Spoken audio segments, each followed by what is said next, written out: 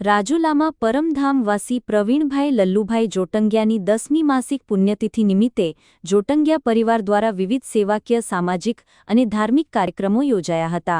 શ્રાવણ માસ નિમિત્તે 12 શિવાલયોમાં શૃંગી ભેટ અર્પણ કરી સંત ભોજનનું આયોજન કરાયું હતું। શાળાઓ અને બાલમંદિરથી ધોરણ 8 સુધીની બાળાઓને 1008 રાષ્ટ્રધ્વજ પિન બટન બેજનું વિતરણ કરવામાં આવ્યું હતું। વિવિધ સ્પર્ધાના વિજેતાઓને ઇનામ આપી સન્માનિત કરાયા। સાથે 20 વૃક્ષનું વૃક્ષારોપણ, 3 જરૂરિયાતમંદ બહેનોને અનાજની કીટ તથા હોસ્પિટલમાં દર્દીઓને ફળ વિતરણ કરાયું હતું। આ પ્રસંગે અધિકારીઓ અને આગેવાનો ઉપસ્થિત રહ્યા હતા। સેવા અને માનવતાના સંદેશ સાથે પ્રવીણભાઈને ભાવભીની શ્રદ્ધાંજલિ અર્પણ કરાઈ।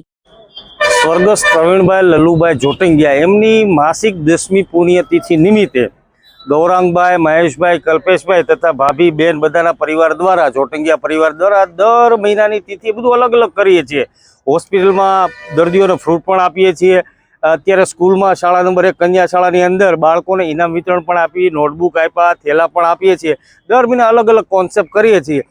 તો ગૌરાંગભાઈનો મારી ઉપર ફોન આવ્યો કે વિપુલ આ વખતે આપણે કંઈક અલગ કરીએ, એટલે વૃક્ષારોપણ કરવું હતું। તો મીતુભાઈ વૃક્ષારોપણ આમને નહીં, ટ્રી ગાર્ડ સાથે તાત્કાલિક ધોરણે રાતોરાત ટ્રી ગાર્ડ લાવ્યા છીએ। રાજુલાના અલગ અલગ જગ્યાની અંદર આ બસ સ્ટેન્ડ છે, એસટી વર્કશોપ છે, ધારનાથ મંદિર છે અને શિવાલયો છે, ત્યાં આગળ એક બિલી વાવનું પણ અમારું આ રોજનું આયોજન છે।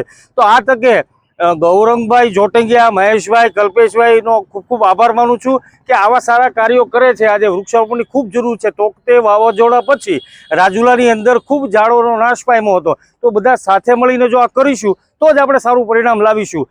ઉછેરવા માટે મમતાબેને જવાબદારી લીધી છે અને નિભાવે પણ છે। આ બધા જે ઝાડ જોઈ રહ્યા છો, અમે તો વાવીને જતા રહીએ છીએ, પણ મમતાબેન સતત ધ્યાન રાખે છે અને એમનું જતન પણ કરે છે। આ તકે એમનો પણ ખૂબ ખૂબ આભાર અને આ તકે જોટંગિયા પરિવારે આવો સારો નિર્ણય લીધો એ બદલ એમનો પણ ખૂબ ખૂબ અભિનંદનને પાત્ર છે।